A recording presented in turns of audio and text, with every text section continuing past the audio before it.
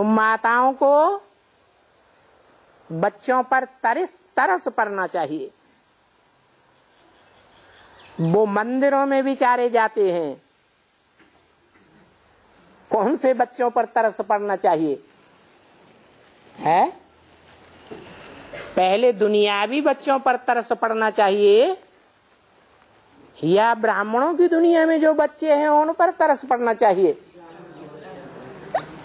उन बच्चों पर तरस पड़ना चाहिए जो बिचारे बेहद के मंदिरों में जा रहे हैं। उनको बताना चाहिए कि ये गीता का भगवान कौन है। त्रिमूर्ति के चित्र पर अच्छी रीति समझाना चाहिए। तुम बच्चों को दर दर भटकना नहीं है। क्या इशारा दिया है? दर माने हर एक दरवाजे पर भटकना नहीं है। कौन से दरवाजों पर जाना है? हैं? जो मंदिर हैं बेहद के, उन बेहद के मंदिरों में गीता पाठी ब्राह्मणों के पास जाना है, जो रोज गीता सुनते हैं उनको समझाना है, रास्ता बताना है। बाबा कहते हैं मुझे याद करो, है? कहते हैं तो कहने वाला बिंदी है या साकार है? जरूर साकार में आया हुआ है। उस बाप का परिचय देते रहो। षष्ठी के चक्र को और बाबा को याद करो तो तुम्हारा बेड़ा पार हो जाएगा। क्या पार हो जाएगा? बेड़ा क्या होता है? हैं? हाँ, ये शरीर रूपी नैया कहो, बेड़ा कहो, इसमें आत्मा रूपी बिठैया है। और इसका खेने वाला कौन है?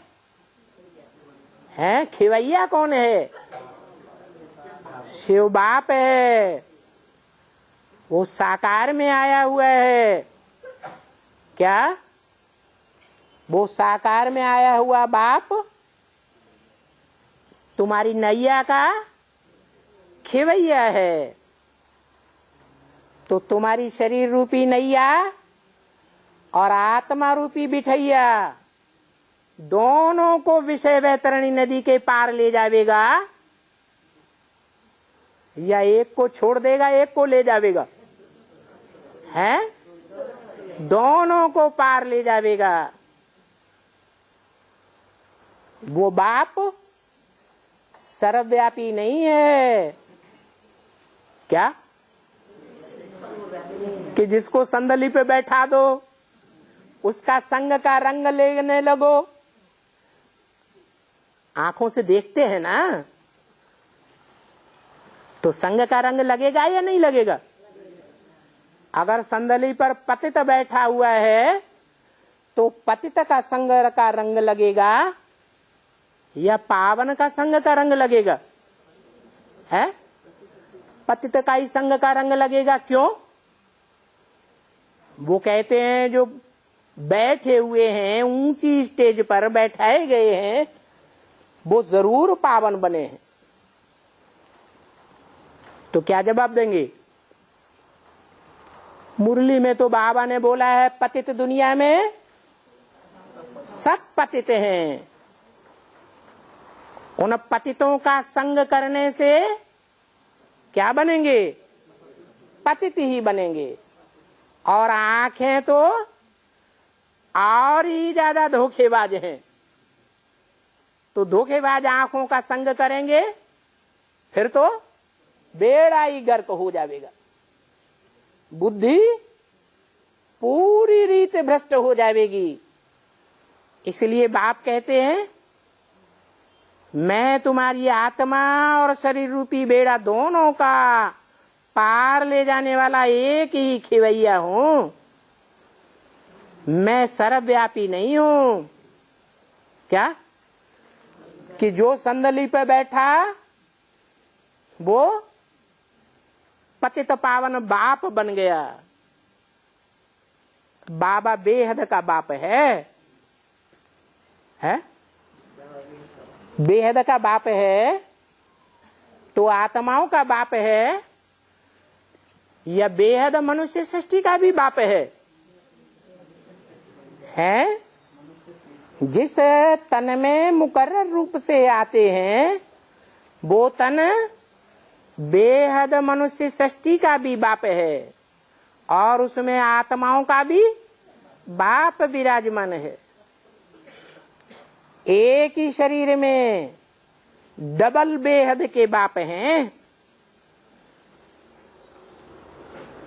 वो एक ही बाप है या दो बाप हैं? एक ही शरीर में बाप के रूप में भी है, टीचर के रूप में भी है और सदगुरु के रूप में भी है। वो ही पतित पावन है, वो ही आकर के पावन दुनिया बनाते हैं। क्या कहा? ऐसे नहीं कहा कि ब्रह्मा के तन में आकर ज्ञान सुनाते हैं और ब्रह्मा का शरीर छूट जाता है, बाप परम धाम वासी हो जाता है, फिर तुम अपने आप पतित से पावन बनते रहते हो। ऐसे कहा? नहीं। क्या कहा? वो बाप ही इस सृष्टि पर, पतित सृष्टि पर आते हैं और आकर के पावन दुनिया बनाते हैं। पावन बनाए बगैर बीच में नहीं जा सकते। तुम 63 जन्म बुलाते आए, क्या कहते आए? हे पतित पावन बाप आओ। तो पावन बना करके जावेंगे या बीच में ही चले जावेंगे? पावन बना कर जाते हैं। तो वो बात याद रहनी चाहिए। ये बात याद रहेगी कि बाप आया हुआ है जिस कार्य के लिए, वो कार्य पूरा किए बगैर बीच में नहीं जा सकता। तो तुम सदैव खुशी में रहेंगे। तुम्हारी खुशी का पारा टूटेगा नहीं। ऐसी तुम्हारी खुशी हो जाएगी जो तुम्हारी खुशी का कोई अंत नहीं पा सकता। तो बाप कहते हैं मुझे याद करो। ये चक्कर तो बहुत सहज है। किस बात का चक्कर है? ये रात और दिन का चक्कर है। ब्रह्मा की रात और ब्रह्मा का दिन गाया हुआ है। ऐसे नहीं कि सतयुग त्रेता ब्रह्मा का दिन और द्वापर कलयुग ब्रह्मा की रात। वहां ब्रह्मा होता है? ब्रह्मा होता ही नहीं। तो ब्रह्मा का दिन और रात कहां से हो गया? कहां की बात है? संगम युग की बात है। ब्रह्मा का दिन और ब्रह्मा की रात, ये भक्ति मार्ग की रात है। भक्ति मार्ग की रात में सब अज्ञान नींद में सोए पड़े हैं। ज्ञान मार्ग दिन है। दिन कब होता है और रात कब होती है? जब सूरज दिखाई पड़ता है तो दिन है, और जब चंद्रमा दिखाई पड़ता है तो रात है। कौन है चंद्रमा और कौन है सूर्य? कैसे जानेंगे? चंद्रमा की रोशनी अधूरी होती है, धूमिल होती है, या संपूर्ण रोशनी होती है? धूमिल रोशनी होती है। धूमिल रोशनी होगी तो सारी बात क्लियर नहीं होगी। बेसिक ज्ञान में ब्रह्मा तो दिखाई पड़ता है, तो सारी बातों का जवाब मिलता है? नहीं मिलता। और सूर्य की रोशनी में सब कुछ स्पष्ट नजर आता है। तो अभी तुम रात से दिन में जाते हो, तुम पत्थर के पहाड़ को फेंक करके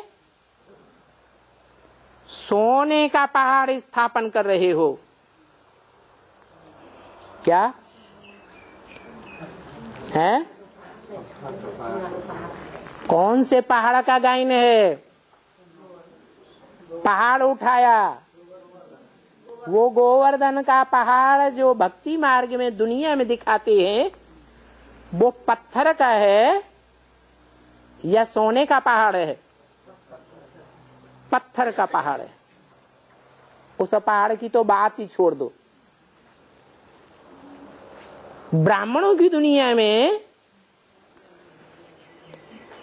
वो पहाड़ जरूर प्रैक्टिकल में है, जिसका शास्त्रों में गायन है कि भगवान ने पहाड़ उठाया। वो कौन सा पहाड़ है संगमयुगी ब्राह्मणों की दुनिया में? अरे वो पत्थर का पहाड़ है या पत्थर बुद्धियों का पहाड़ है? ऐसे पत्थर बुद्धि है कि आज बुद्धि में बैठता है कि भगवान आया हुआ है, और कल माया बुद्धि से उड़ाए देती है, अरे ये भगवान नहीं, ये तो शैतान आया हुआ है। क्या क्या करने लग पड़ते हैं। तो बाप कहते हैं कि मैं गोवर्धन पहाड़ उठा देता हूं। क्या अर्थ हुआ? गौ माने क्या? जानवर गौओं की बात है, यह चैतन्य मानवीय गौओं की बात है? मानवीय गौओं की बात है। मैं ऐसी माताएं कन्याएं जो गौ के रूप में भारतवर्ष में भक्ति मार्ग में आज भी पूजी जाती है, परंतु गलती से उन गुरुओं ने उन गौओं को जानवर के रूप में दिखाई दिया है। जानवर के रूप में क्यों दिखाई दिया है? कोई कारण होगा। हाँ, ऐसी जड़ बुद्धि है कि उन गौओं की जो मुख्य माता है, कौन? कामधेनु गौ, उसको जानवर के रूप में दिखाया है या मानवीय रूप में दिखाया है? जानवर के रूप में तो दिखाया है, परंतु मुख कैसा दिखाया है? मुख चैतन्य मनुष्य का दिखाया हुआ है, बाकी सारा शरीर जानवर का दिखाया हुआ है। उस गोवर्धन पर्वत की यादगार में भक्ति मार्ग में उस पहाड़ की बैठ पूजा करते हैं। कहते हैं भगवान ने ये पहाड़ उठाया तो क्या वो 16,000 गौएं, वो पहाड़ गौओं का नीचे पड़ा हुआ था तब ऊपर उठाया या ऊपर था? जरूर बुद्धि पतित थी। पतित बुद्धि को क्या बनाया? पावन बनाया। तो आज भी उस पहाड़ की परिक्रमा करने जाते हैं, पूजा करते हैं। कहते हैं उस पहाड़ को भगवान ने अपनी छोटी सी उंगली पर उठाया। कौन है वो छोटी सी उंगली?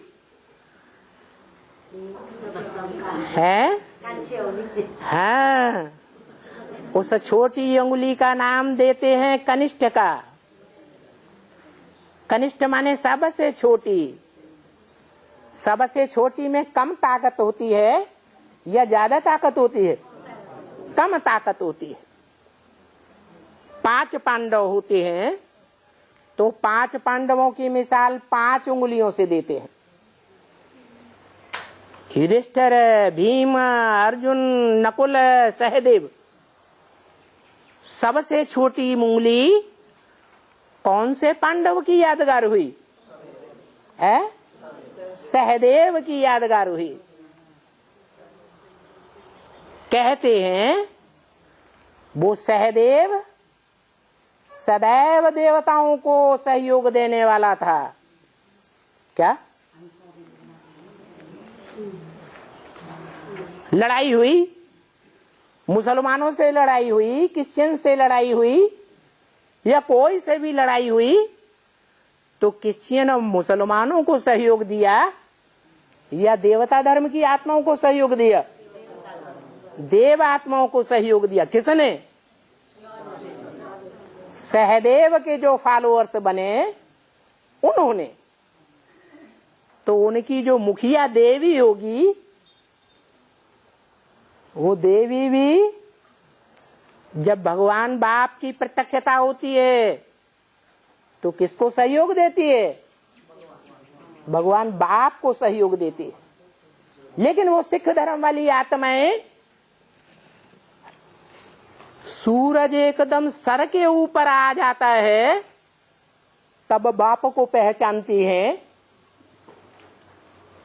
ये रात के 12 बजे से ही पहचानने लगती है? उनके बारे में कौन सी कहावत प्रसिद्ध है? कोई कहावत है? 12 बजे सिंह का हुआ था। नहीं, कहते हैं सरदार जी अभी 12 नहीं बजे हैं। तो देखने में भी आता है। क्या देखने में आता है? अभी एडवांस ज्ञान में कोई भी पक्के सहदेव अर्थात सिख धर्म के नहीं निकले हैं, उनकी बुद्धि में कब बैठेगा? जब सूर्य एकदम सर के ऊपर चमकने लगेगा तब उनकी आंखें खुलेंगी। ओम शांति।